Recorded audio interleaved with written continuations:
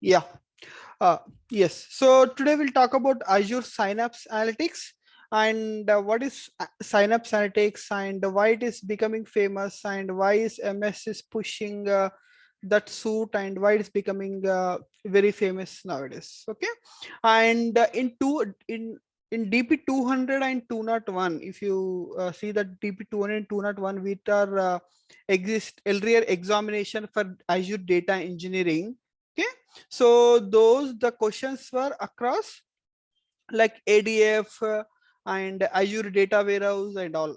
Okay, and when it comes to AZ203, okay, AZ203, so almost like 50 to 60% are questions from the Synapse Analytics. Okay, so now the exam has started, I think, from June, July. So slowly, so people started going through Synapse. So myself, I started exploring only just last 1 or 2 months back. Okay, but there is nothing new in the Synapse Analytics. Okay, so whatever was there in existing technologies, okay, all those are grouped in a single place with a different names. That's it. Otherwise, there is not much difference. Okay, so even the companies, many companies are going further in choosing Synapse Analytics, but still there are some of the gaps are available. So we'll see that that gaps as well, and we'll see what is the advantages of that. Okay, now Synapse Analytics is a limitless analytics service that brings together enterprise data warehousing and big data analytics. Okay, so as I said, it is a suit.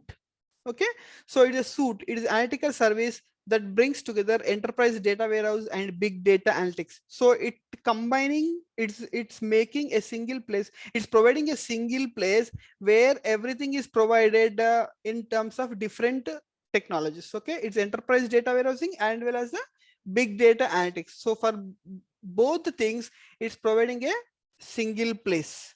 Okay, so within the Azure Synapse Analytics, we have so many things. So we have SQL.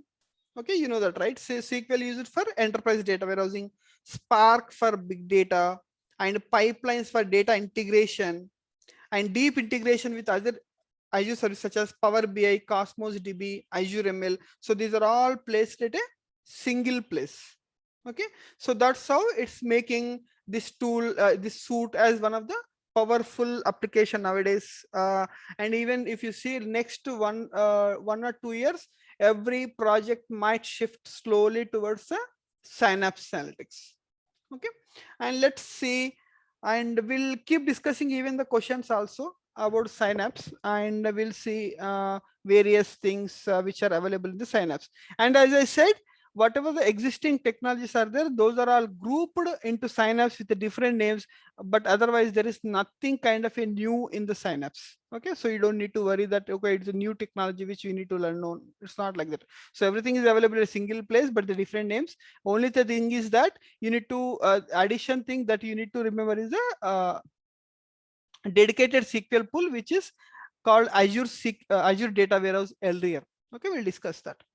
Now here, if I was saying that, so everything is a single place, as I was saying. Say suppose you have the data, like if you remember that in the earlier session we were seeing the whatever the different types of data were there, logs, media data, structured data, unstructured data, everything was there.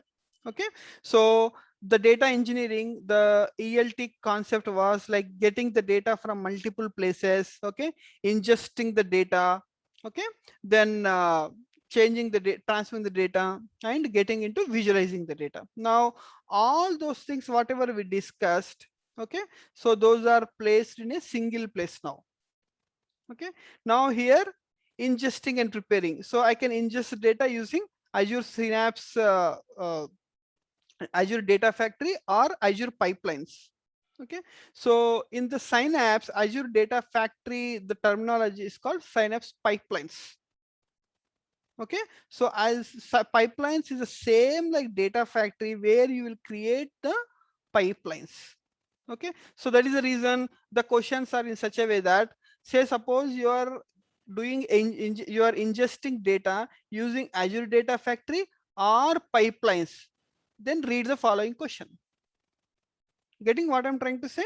So pipelines and data factory almost the same, but with the different naming convention. That's it. Okay.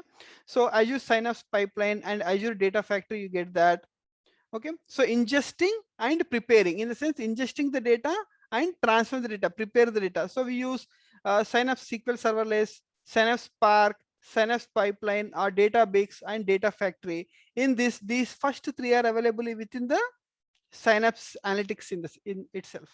And model and serve. So then you model, so you create models on top of it, okay, using Synapse Analytics, then push further to the Power BI or to AI ML ops, AI and ML, right? And this is also Synapse Analytics. So it has SQL pools, Spark and Link. So these are all available in the Synapse Analytics, and even Power BI also available in the Synapse Analytics. And once you do that, you store the data, right? See, first you push the data here, and then ingest, prepare, then you store the data, right? So store the data, of course, Azure Data Lake Storage, and this is also available in the Synapse Analytics in itself. Now you store the data, then once you store the data, you model and serve, then you visualize the data, right? So that's how all the technologies, whatever available in the modern data warehouse or major business analytics, everything is available within the Synapse Analytics in itself, right? So we have like on-premise data, cloud data, SaaS data. Then go into this Synapse Analytics. We have a Synapse Analytics Studio that is called Workspace, where you can do data integration, data management, you can do monitoring, you can do security. Okay. Then you have like base various runtimes like SQL, Apache Spark.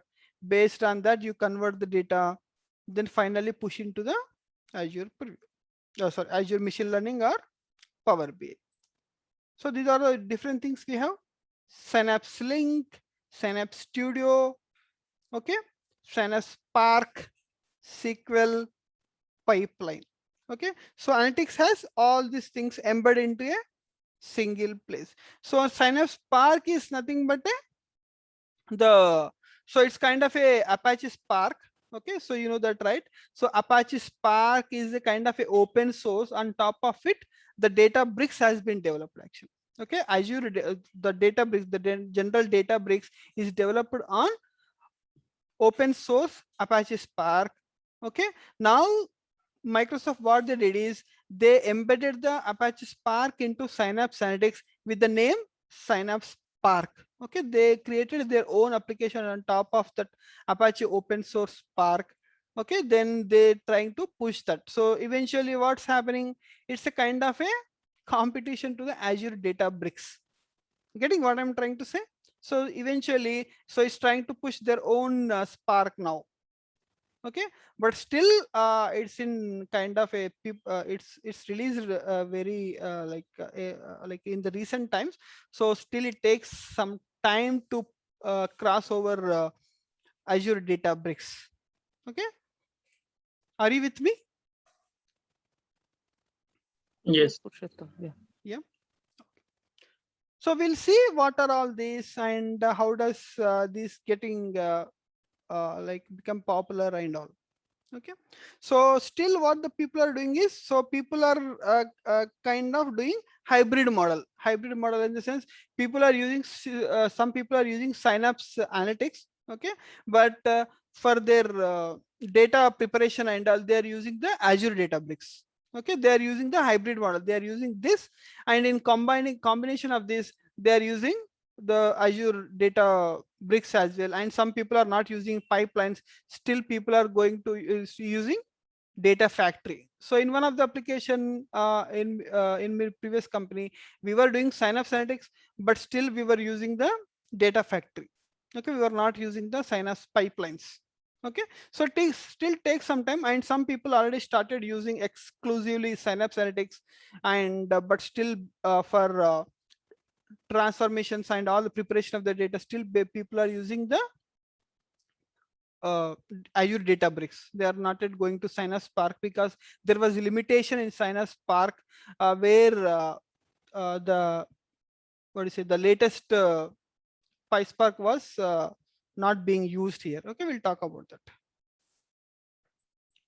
Now let us see what are the various things that are available, and so we kind of covered the major things within the Azure data side, and we'll try to discuss what are the different things are available and why those are being used. Okay, so we already discussed that, but let us see in detail kind of a definition.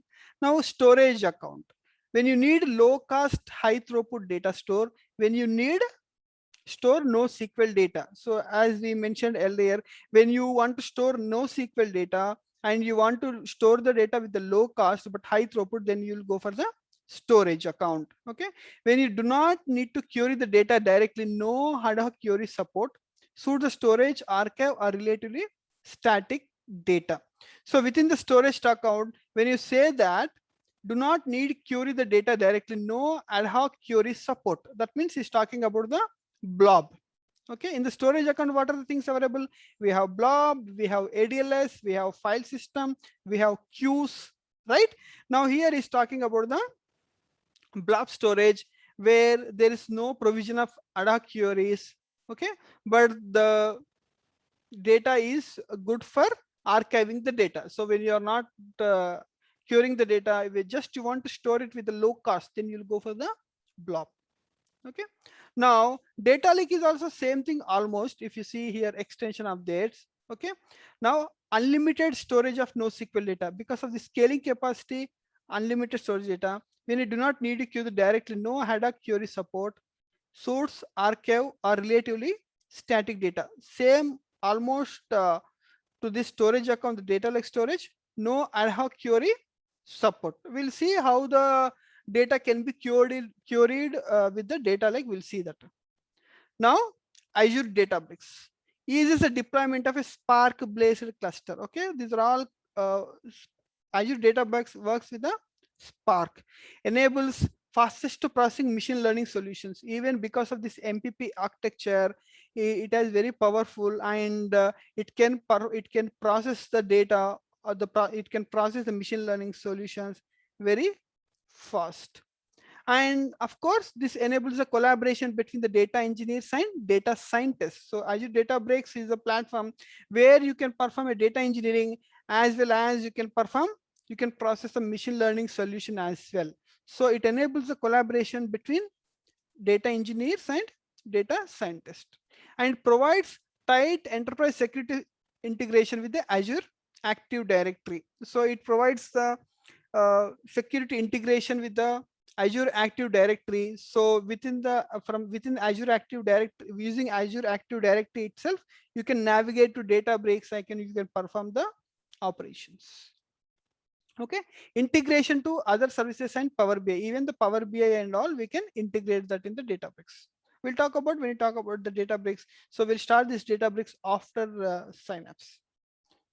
And Azure Cosmos DB provide global distribution for both structured and unstructured data store, millisecond query response. So when you have structured and unstructured data and the data is distributed globally, then you'll go for the Azure Cosmos DB, and SLA is 99.999%, so which is very high in terms of the availability.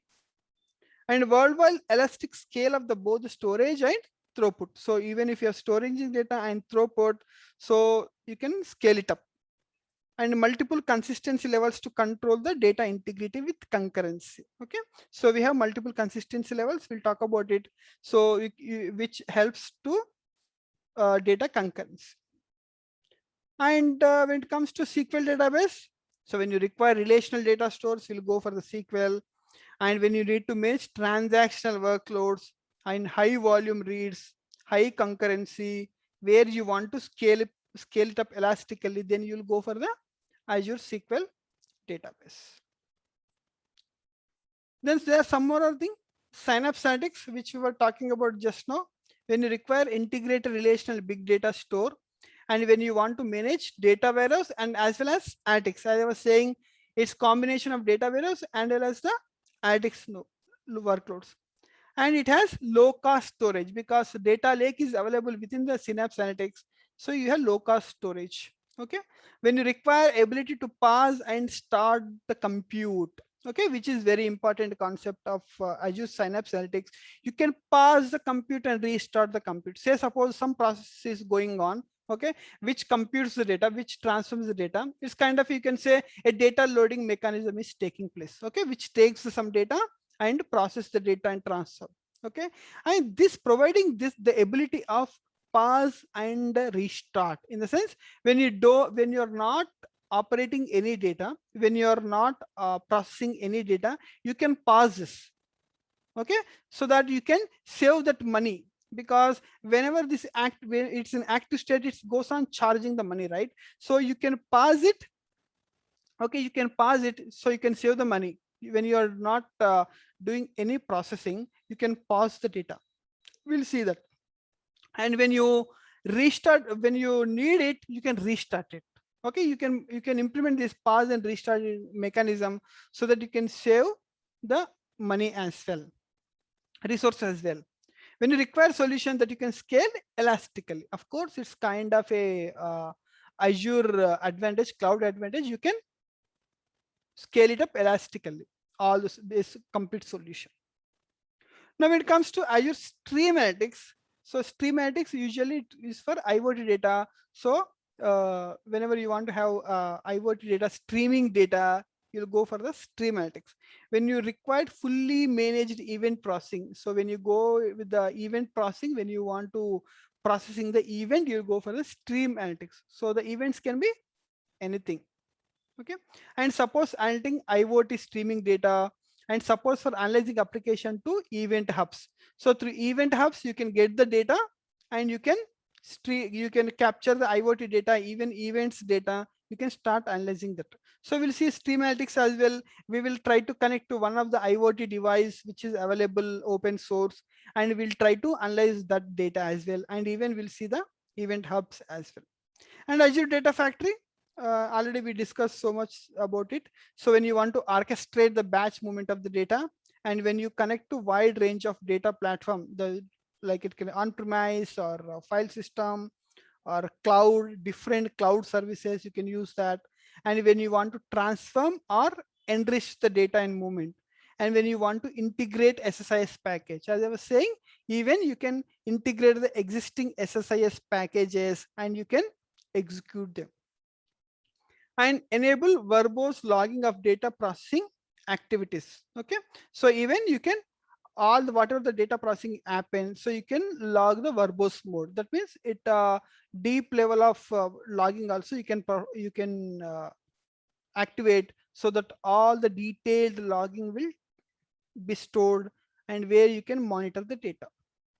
And Azure HD Insight, when you need low cost, high platform throughput data store. So usually it used for Hadoop, HBase, Chrome, Kafka data store. So it's kind of a traditional legacy big data was there, where it was Kafka, HBase, Hadoop database there. So to incorporate to facilitate that data, HD Insight is created.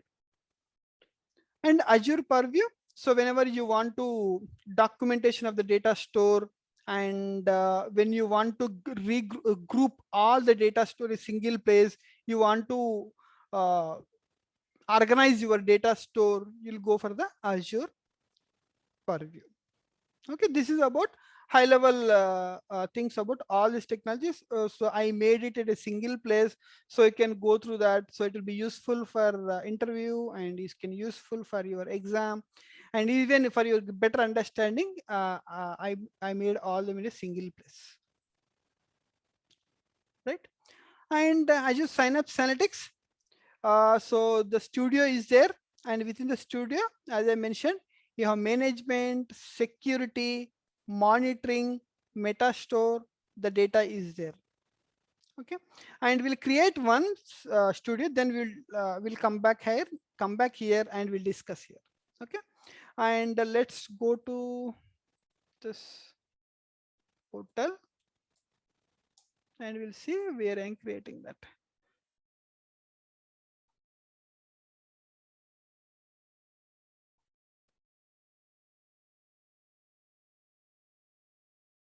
Okay, I am here and I'll go here, Azure Synapse Analytics. Okay, I create Synapse workspace.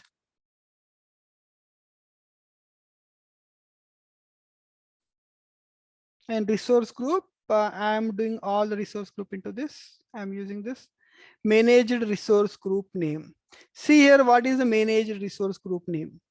Okay, so whenever you are creating a Synapse workspace, it prompts you to create managed workspace. So what happens? So whatever see here, managed resource group is content that holds resources created by Azure Synapse Analytics for your workspace. So what it says that with the Synapse workspace, there are series of resources will be created, right? Multiple resources will be created. So if you want to group all those resources which are created as part of Synapse workspace, then you can use this managed resource group. Okay, let us give here, it's optional, Synapse RGPCT. Okay, so what happens? Whatever the resources available which are created, all those will be created into Synapse RGPCDE, and this Synapse workspace will be created as part of this resource group. So you should understand the difference between these two, resource group and managed resource group. Resource group is generic to Azure, where the resources will be logically combined, and whereas managed resource group logically combines all the resources which are created as part of Synapse workspace. Are you with me? Yes. Right? Any doubts, Raju? No problem. Okay. Now workspace name. So let's give workspace.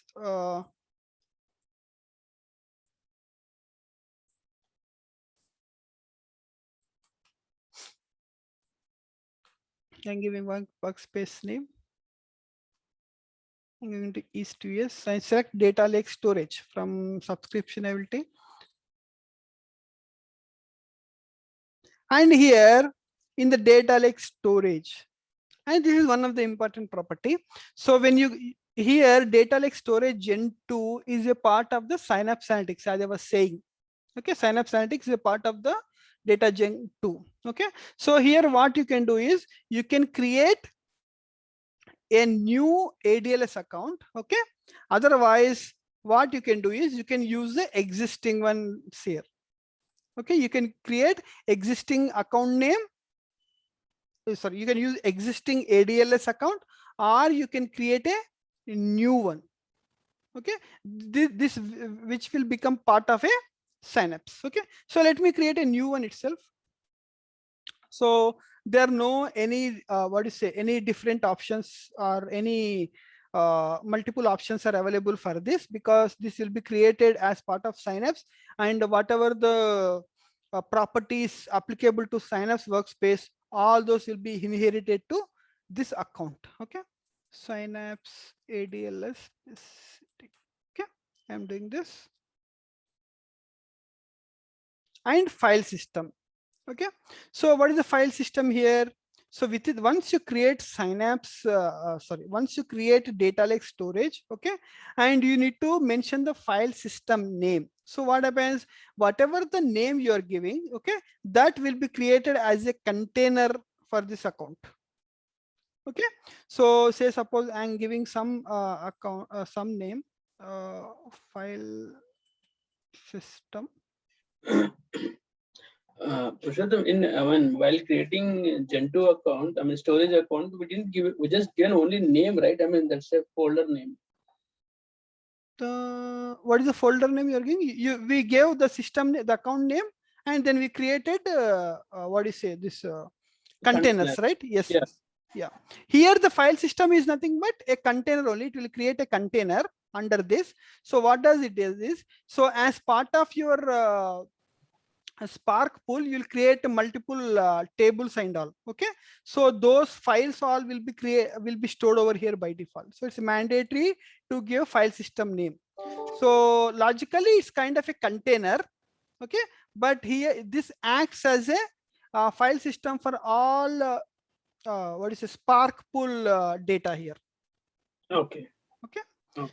and here I'm giving the contributor role myself. So I'm checking this box. Assign myself the storage blob data contributor on the data lake storage account to interactively query in the workspace. So I'm taking the contributor. So contributor. So whatever the data I'm storing over here, I should be able to query that data, right? And here, so by default, a serverless SQL pool will be created. We'll talk about it. What is that? Don't get confused. So you can give the credentials for that. Okay. So I'll give the credential user one, admin 1 2 3 4 5.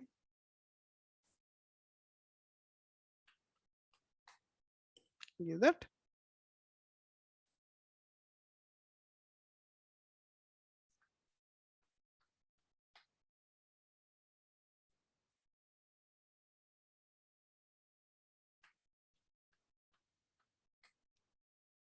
Okay.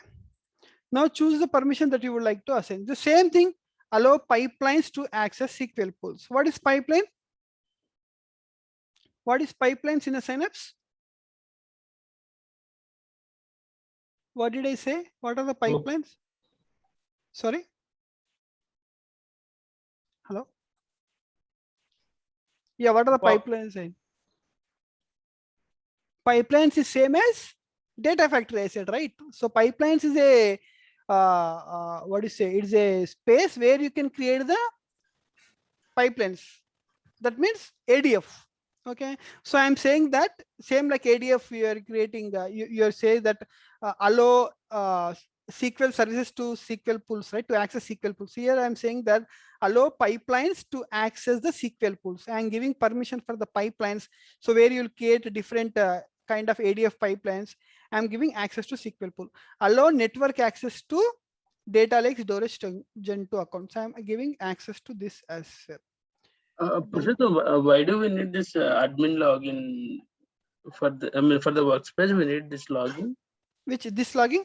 Yeah. No, this logging I'm saying, so within the workspace, when you create a workspace, a serverless SQL pool will be created by default. Okay, so for that we are creating a account, user account, basically, to access it. Okay.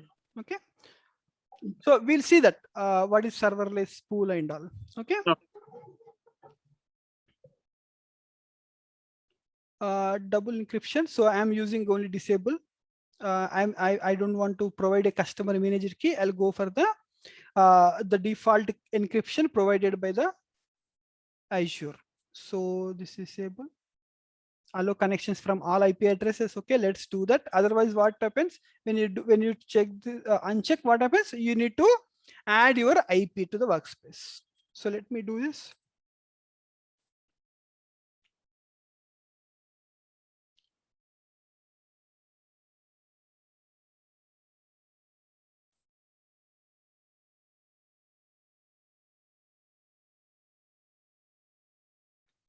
And we were talking about SCD1, SCD2, right? We'll try to create those in the Synapse pipelines instead of going back to data factory. So we can cover that is here.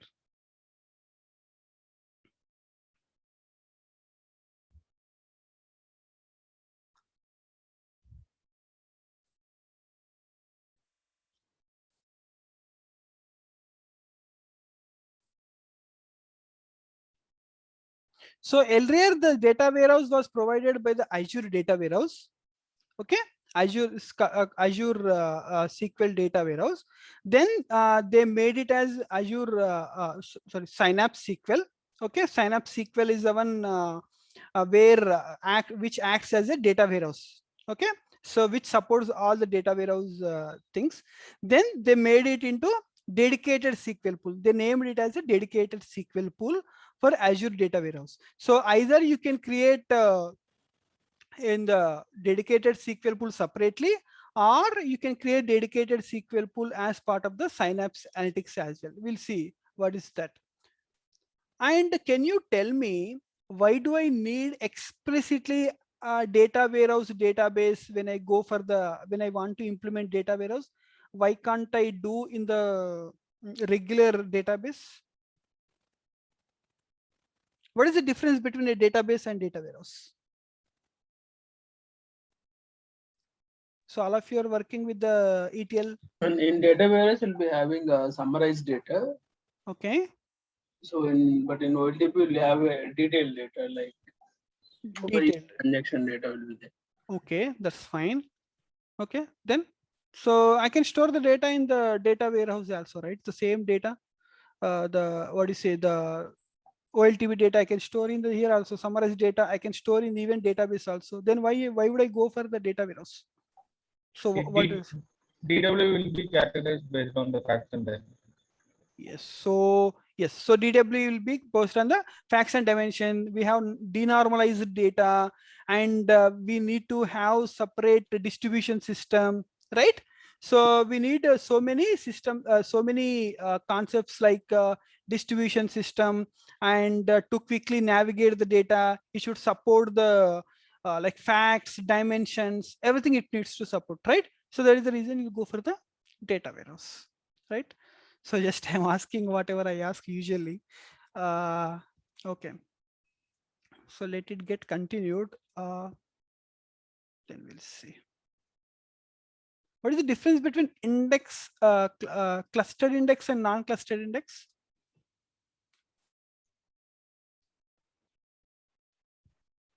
I mean, in cluster index, like at the leaf level, data will be there at the leaf level, whereas in non-cluster index, pointers will be available at the leaf level, and pointers will be pointing to the actual data rows.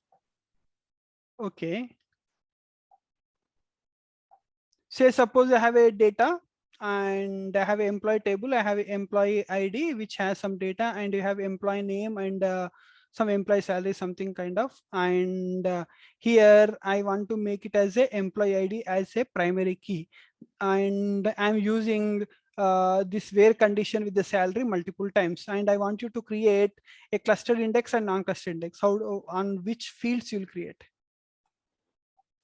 So do you so here mine is primary key is the employee ID. Employee ID, but you are frequently using salary column. Salary account, yeah. So what is the clustered index and non-clustered index will be over here? Salary account will be non-clustered, employee ID will be clustered.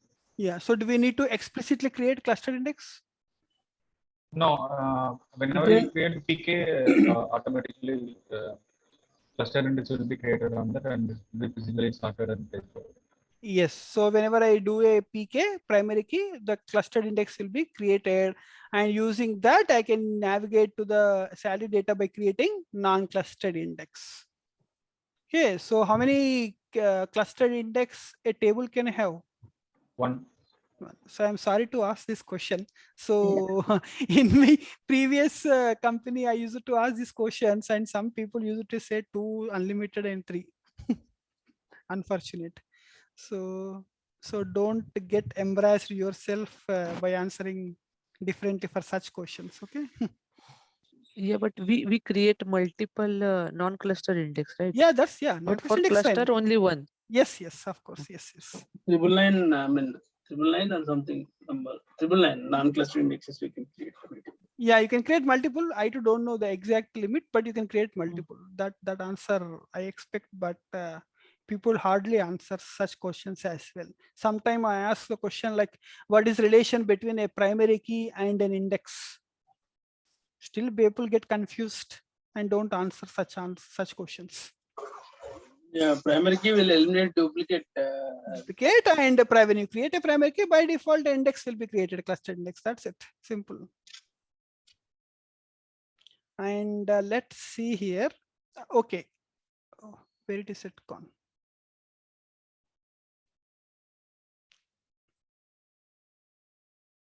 So Synapse Analytics has been created, and let's see here. So this is the one which we created over here. Okay, and whenever you choose the location, geographical location, okay, so when you create a any resource, what you'll do, you'll choose the location, right? So when you choose the location, you should make sure that the location is close to all the resources and the application. Okay, say suppose you cannot create a database in US to US and a Synapse or ADF in the South US or South Asia, right? So you should make sure that all the what do you say, all the resources regions are closed at one location and is very close to your application where it is running. Say suppose your application is going to run somewhere in US, you cannot create all your resources somewhere in Asia or Europe, right? Because there will be a lag in the performance, right? So you should make sure that while creating the location, select the location. Sorry. Now here the workspace is there. See here. So as I was saying, a SQL pool is available, a Apache Spark pool is available, okay, which you can create. We'll talk about that. And here it gives the resource name, firewall settings where you can add your IP. Okay. So, but there what I did, I gave allow all, right? Allow all. So that is the reason it's not taking you. Otherwise, you can still restrict by unchecking that box. That is firewall settings, and here active directory admin, it gives the workspace URL through which you can navigate to workspace. And this is the development endpoint. We'll see that. And yeah, so here if you go to analytics pool, so in the analytics pool we have SQL pool, Apache Spark pool. Apache Spark pool is kind of a Databricks pool where it will be created, and SQL pool, here a built-in will be created by default. A serverless built-in SQL server pool will be created. That's what I'm saying. So what is the serverless SQL pool that will be created by default when you create Synapse workspace? That is called built-in. Okay, so all those properties are same as another one. So let's navigate to this workspace and see how does it look like.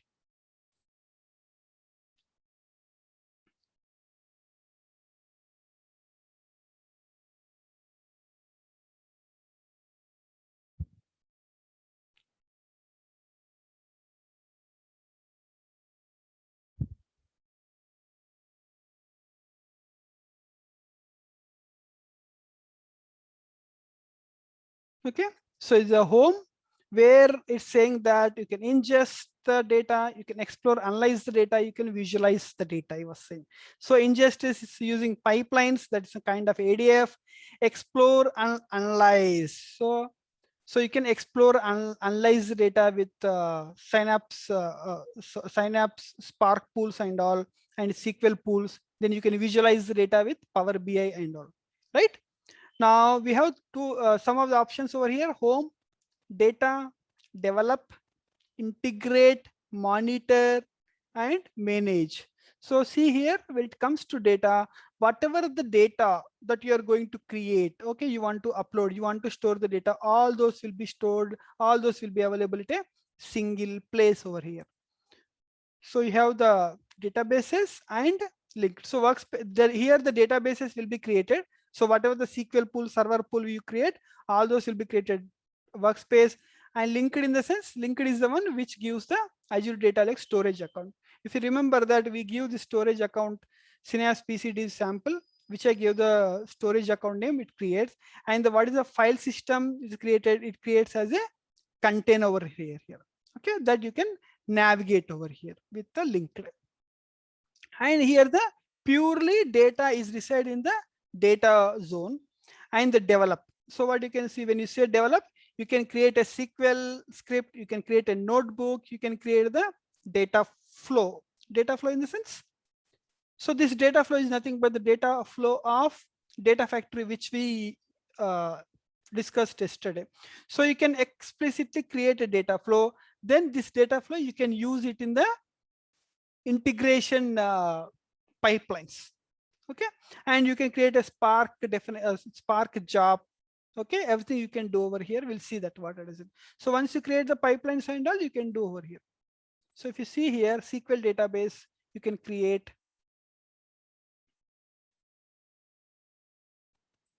You can create a SQL database.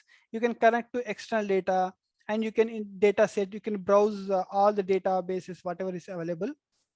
And here the develop, so you can create a SQL script. You can create a notebook so that you can perform the data into Spark cluster data. Okay, it's same like a notebook of Azure Databricks. Okay, and you can create a notebook. You can create a job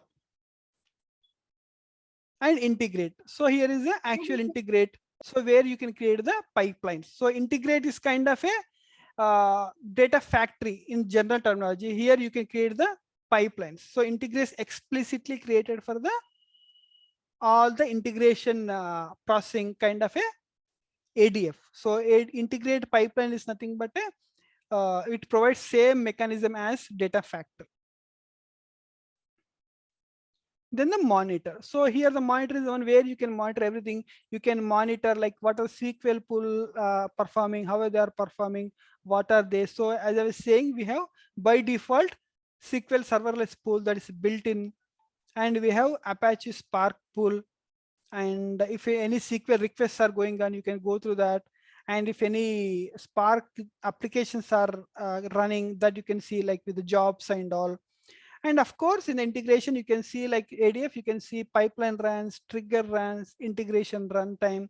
You can navigate everything and you can start monitoring them. So we'll try to see each and everything, and we'll go over one by one. And after manage, same like manage we have in the ADF, you can manage everything in a single place. You can create a new SQL pool, new Apache Spark pool. You can create a linked services.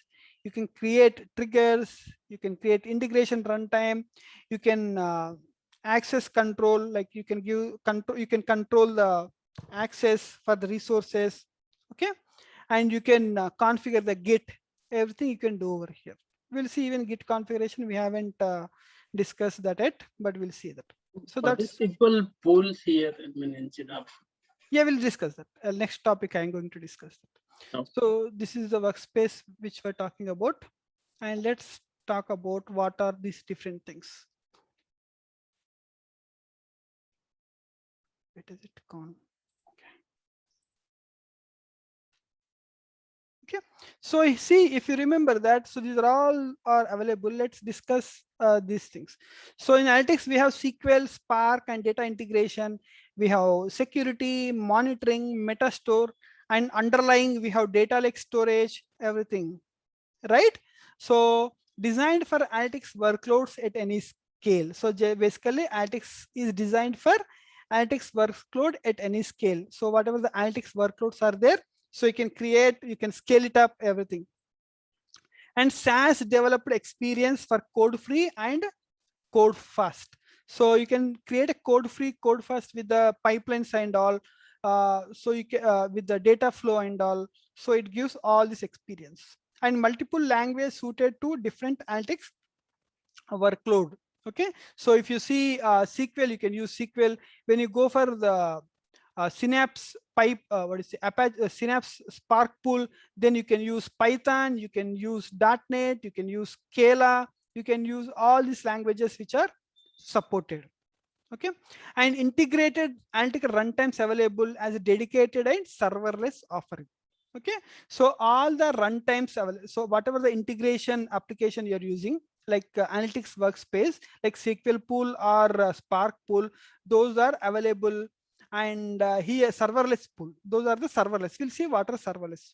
And SQL pools offering T-SQL for batch streaming and interactive processing. Okay, so with the SQL pool, you can create, you can use the T-SQL for, we can process the batch data, you can process the stream data, you can process all kind of data. And as I was saying, we have SQL pool and Spark pool. In the Spark pool, we can process the big data using Python, Scala, R, .NET. So the advantage of Spark pool in the Synapse is even it supports .NET as well. Okay, and analytics runtime, we have SQL pool, server Spark pool, And we have form factors, we have dedicated and serverless.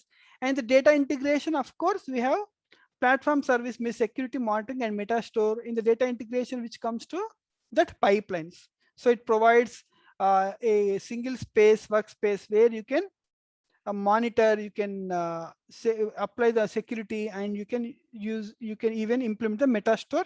We'll see what is metastore.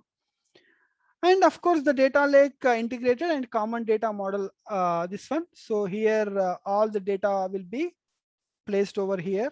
Whatever the existing data which you want to operate, you can manage at a single place. So that makes this powerful. And if let's see here, Azure Synapse SQL pool. So as I was saying, whenever you create a Synapse and you're not yet created any SQL, okay? So by default, it creates something called built-in serverless pool. Okay, what is serverless and dedicated? So we have two things in the Synapse workspace. So we have dedicated SQL pool and serverless SQL pool. Okay, so as I was saying, dedicated SQL pool is being used for the data warehouses operation because of it has its own structure and MPP architecture and all, which we'll discuss in the further session. It's explicitly used for data warehouse operations. It provides predictable performance and cost. So within the predictable cost and predictable performance, this data SQL can operate on the data. And reserve processing power for data stored in SQL table.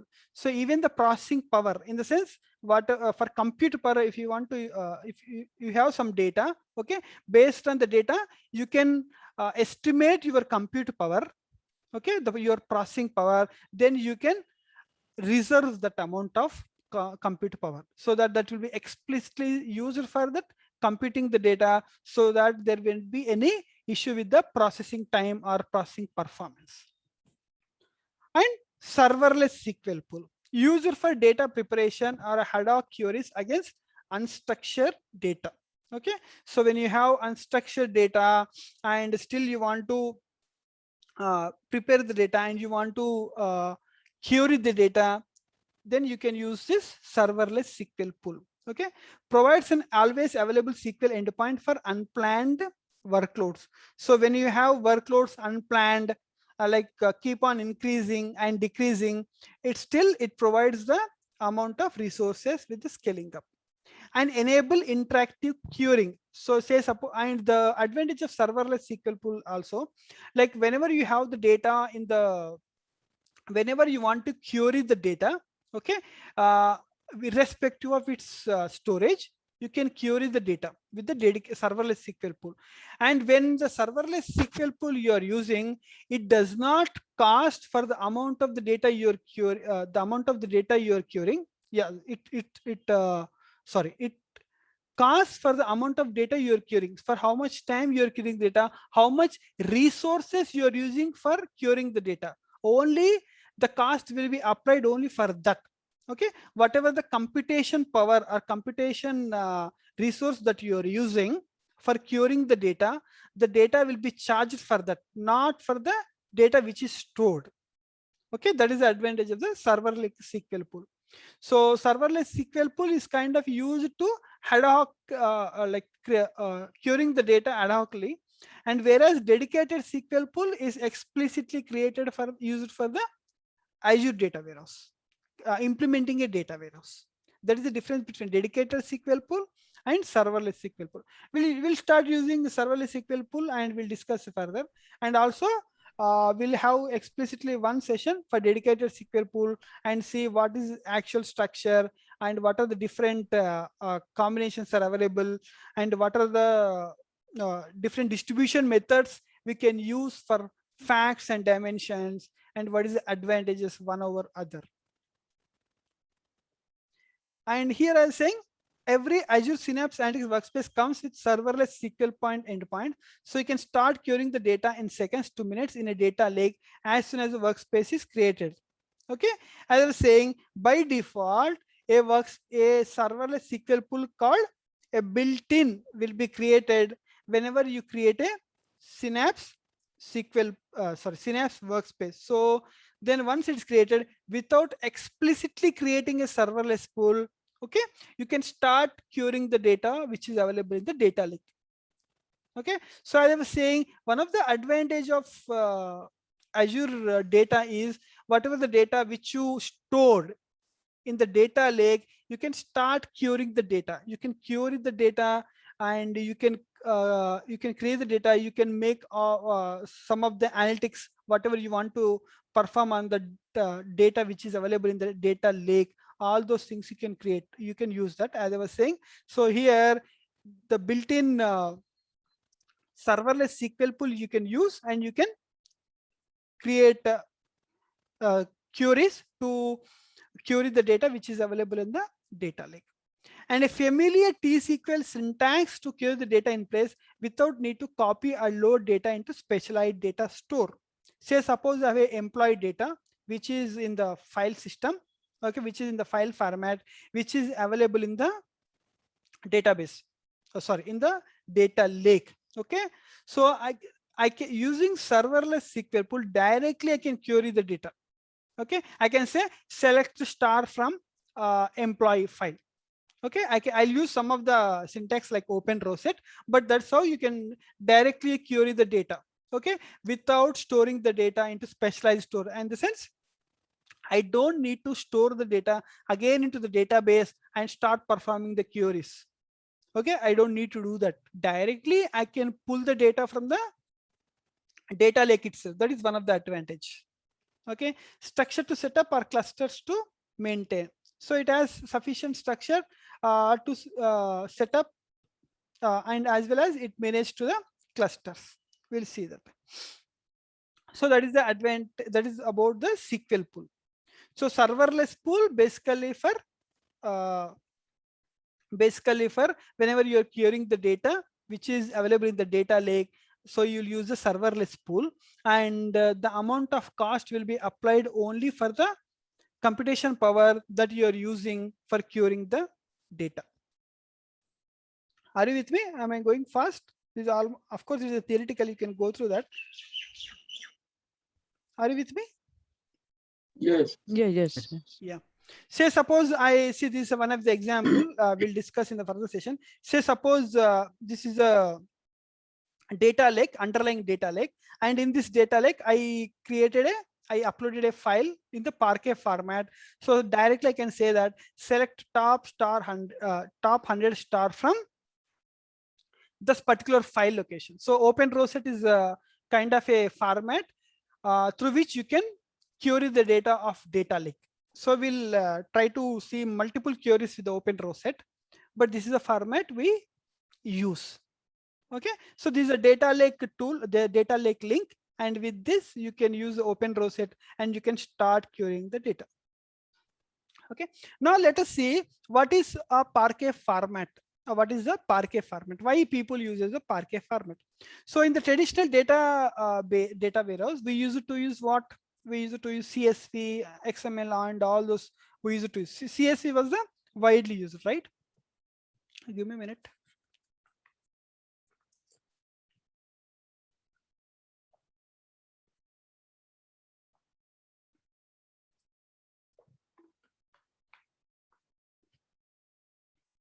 Yeah, so we used to have all the data into CSV, but the data was increasing a lot. Okay, data was increasing every day, right? Data was increasing in multiple times nowadays, because earlier the data was only GBs and all. Now it's terabytes, petabytes and all. Then there is a need of a compressed format which compresses data, and also it helps for quickly retrieving the data. Then the people started analyzing, then people started using this Parquet format.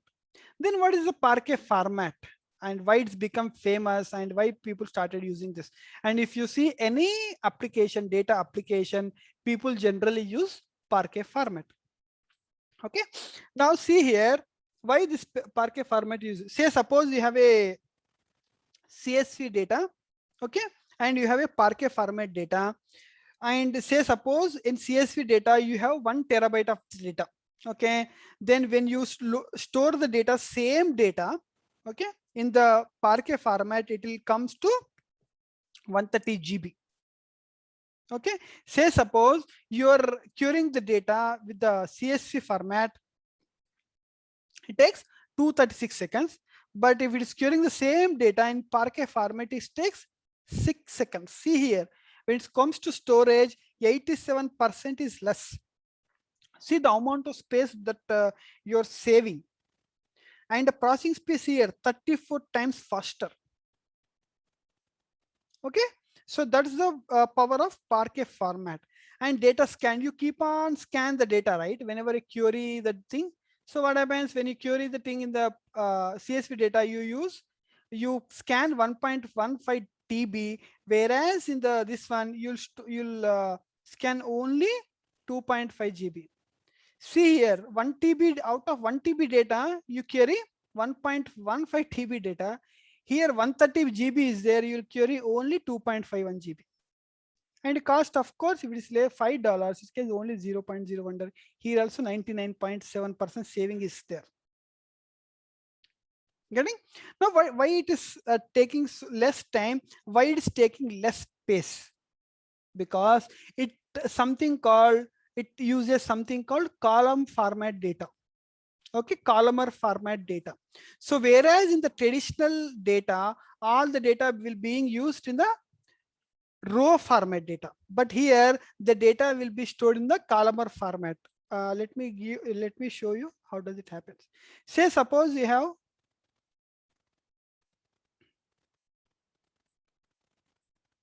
you have something called employee ID,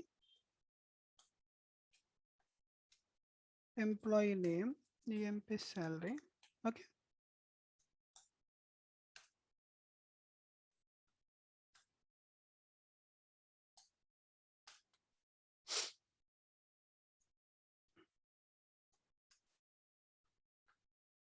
okay, so in traditionally all those will be used to store which format? This row format, right? So say suppose I want only this column. Okay, even though I need this column, I need to scan entire row over here, right or not? Is it right? Correct. Yeah. Yeah, so I need to scan each and every row to get my target, right? But here what happens here, see here in the EMP ID, in the column format, each record will be a column.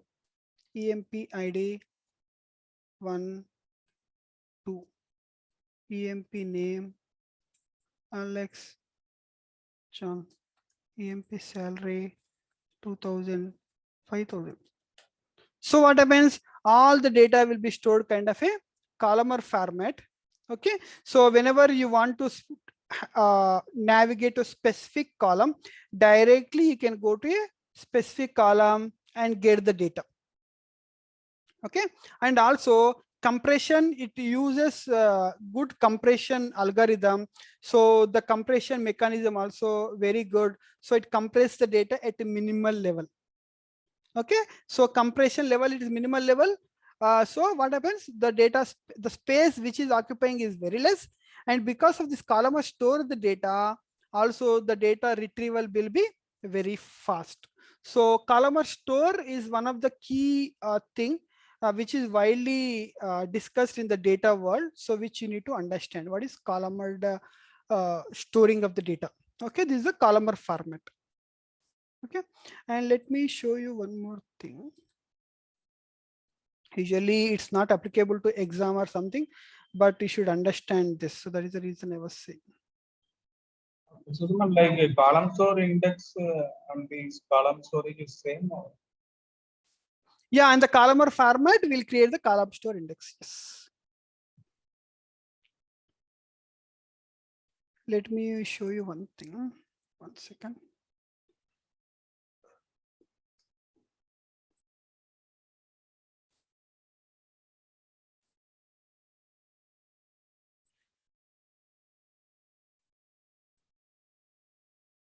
I have one, this one. Give me a minute.